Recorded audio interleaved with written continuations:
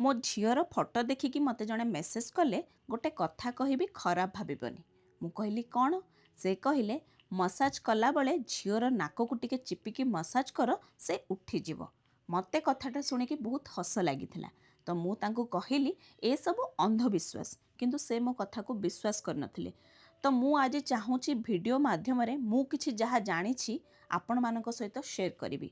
କିଛି ଲୋକ ଭାବନ୍ତି ମସାଜ କଲେ ନାକର ବଡ଼ିର ସେପ୍ ଚେଞ୍ଜ ହୋଇଯାଏ। ଆଉ କିଛି ଲୋକ ଭାବନ୍ତି ମସାଜ ଜୋର ଜୋରରେ ପ୍ରେସର ଦେଇକି କଲେ ଛୁଆର ହାଡ଼ ଷ୍ଟ୍ରଙ୍ଗ ହୁଏ। ଏଇସବୁ ଆଜ୍ଞା ଅନ୍ଧବିଶ୍ୱାସ। ଆ ପଛରେ କିଛି ସାଇଣ୍ଟିଫିକ୍ ଏଭିଡେନ୍ସ ନାହିଁ।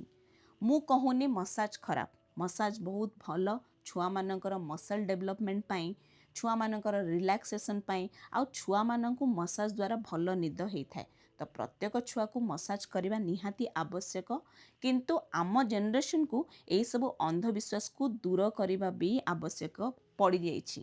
ନହେଲେ ଲୋକମାନେ ସବୁ ବ୍ଲାଇଣ୍ଡ ବିଲିଭ୍ ରଖିକି ଛୁଆମାନଙ୍କୁ ହିଁ କଷ୍ଟ ଦେଉଛନ୍ତି, ଯେଉଁଟାକି ନେସେସରୀ ନୁହଁ।